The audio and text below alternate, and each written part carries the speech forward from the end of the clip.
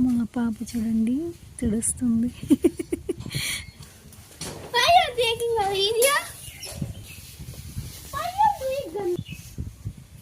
Hi friends, జై Sri Krishna. Welcome to Ammu amazing.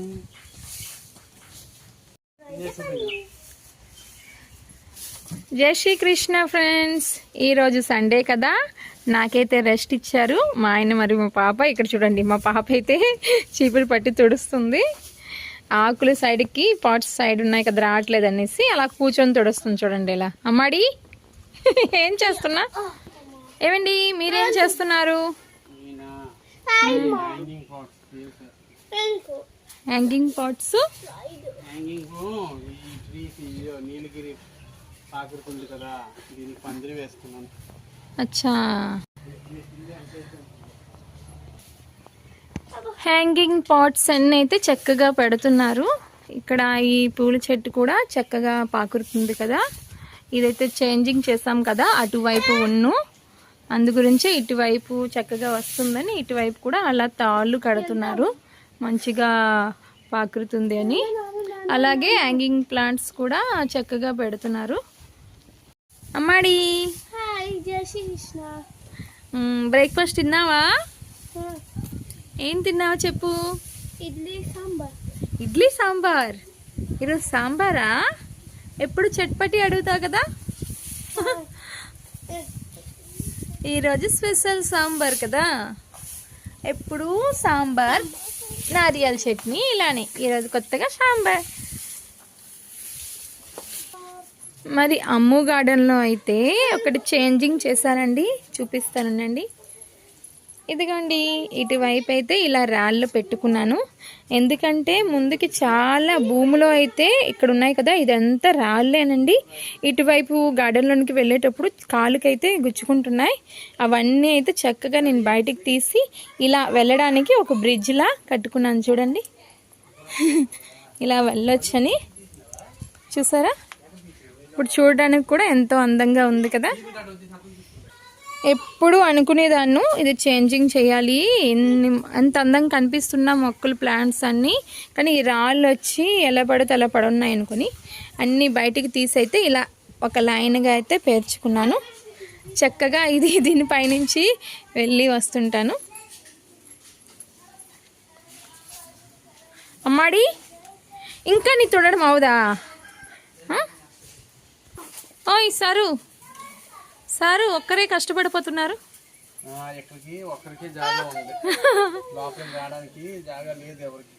Okay okay.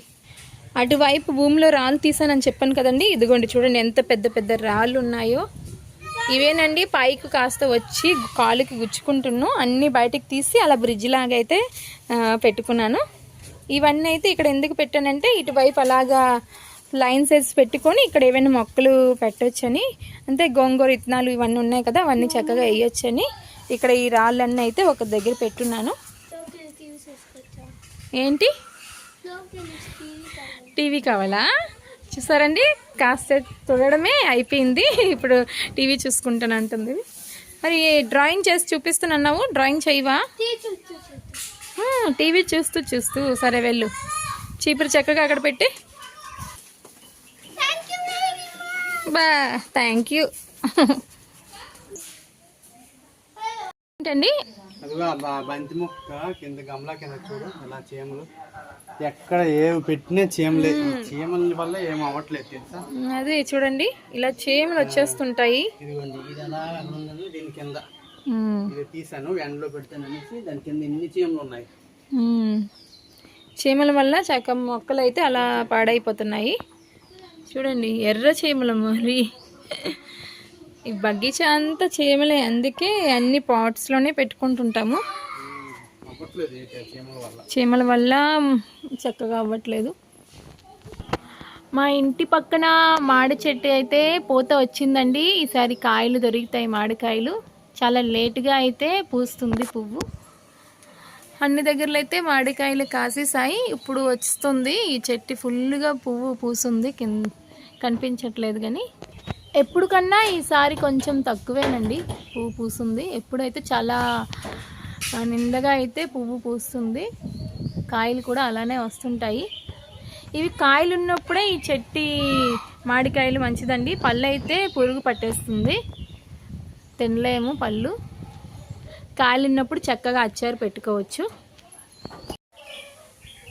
అయిపోయిందా పని? పని ఎక్కడ అయిపోద్ది, పని అయితే ఉంది బోల్డ్ పని, కానీ మరి ఈరోజు చేయడానికి మరి ఊళ్ళే సండే కదా. మా ఆయన సండే వస్తే రెస్ట్ తీసుకోవాలి. బ్రేక్ఫాస్ట్ తిన్నాకైతే కాసేపు అలా వస్తాము గార్డెన్లోకి. ఈరోజు చాలు, అదే ఈరోజు సరిపోద్ది, ఎక్కువగా ఈరోజు చేయలేము అంటున్నారు. Okay okay.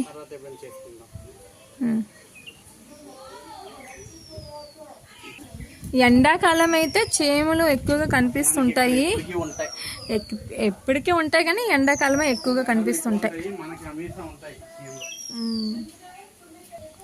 రోజు అమ్ము గార్డెన్లోకి వస్తుంటాను కాబట్టి ఆ చీమల్ని చూస్తుంటాను.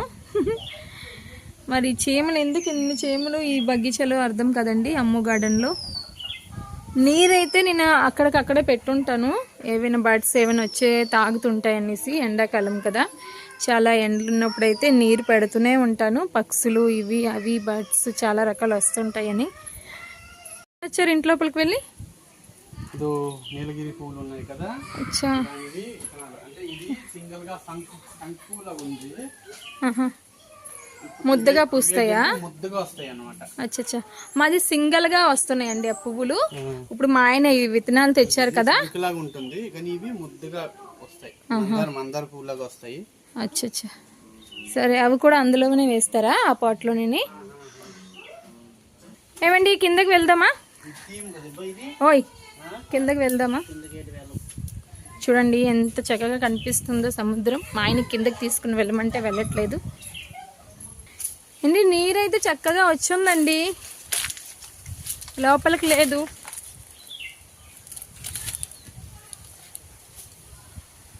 చూడండి ఫ్రెండ్స్, నీరైతే చక్కగా వచ్చింది ఒడ్డుకి. మా ఆయన కిందకి వెళ్దామంటే వద్దంటున్నారు. సండే వస్తే అలానేనండి, రెస్ట్ అంటారు. ఏమండి సముద్రం అయితే నన్ను రమ్మని పిలుస్తుంది.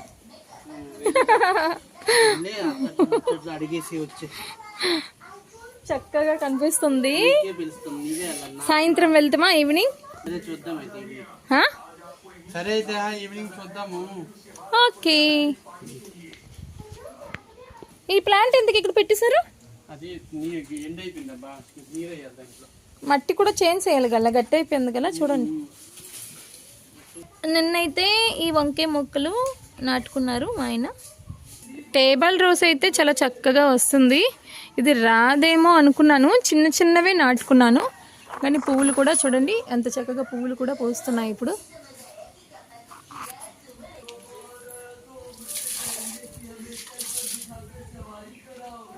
అయిపోయిందా? అయిపోయిందబ్బా, ఈ రోజుకి ఇంతే, మరి చేయలేము. ఓకే ఓకే ఓకే ఫ్రెండ్స్, మా వ్లాగ్ ఇది ఈ రోజుకి చిన్నది ఇంతేనండి. మరో వ్లాగ్లో మళ్ళీ కలుసుకుందాం. రాధే రాధే.